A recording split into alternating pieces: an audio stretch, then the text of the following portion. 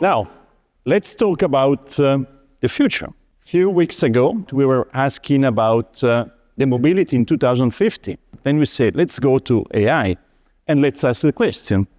So we asked the question, what will mobility be like in 2050? What is the result? Let's see. It's good news. And if you look at this town, it's one of our trains. That's good news. There are no cars. There are some autonomous driving pods. Parking spaces are replaced by trees, which is good. There are drones. So it's a good future for us in mobility, and I think for digital energy. That's the future and the town in 2050 we like. Talking about HMAX, what we believe it's very important is to have the data foundation with our sensor technology. We need to have an architecture and software developed.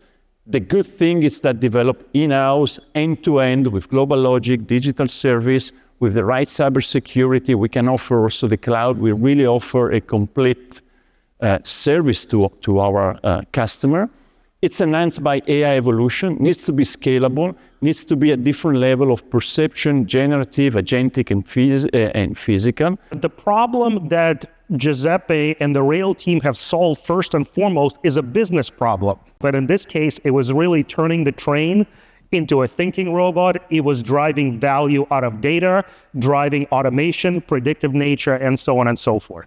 Three-computer solution, this is really how do we learn, how do we train the artificial intelligence. So what are we talking here? First of all, the training computer, this is the brain.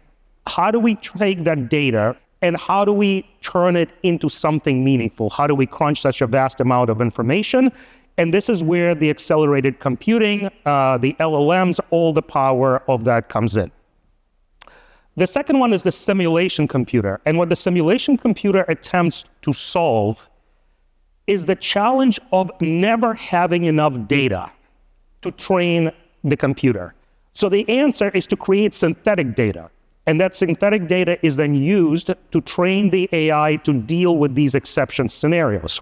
And finally, the inference computer. If you think about it, in the past, how to get the data from point A to point B. To crunch all this data, we need to send it to the data center real time. But the problem is there is so much data, and 99.9% of that data actually is not representing anything incorrect. So you're really looking for that 0.1 exception. And this is now what has been created with HMAX, which is the ability to crunch this extraordinary amount of data on the edge in the robot itself, which in this case is the train, and only send those to the center so that they can be immediately worked on and adjusted. And that is an extraordinary revolution that has been implemented in this particular case.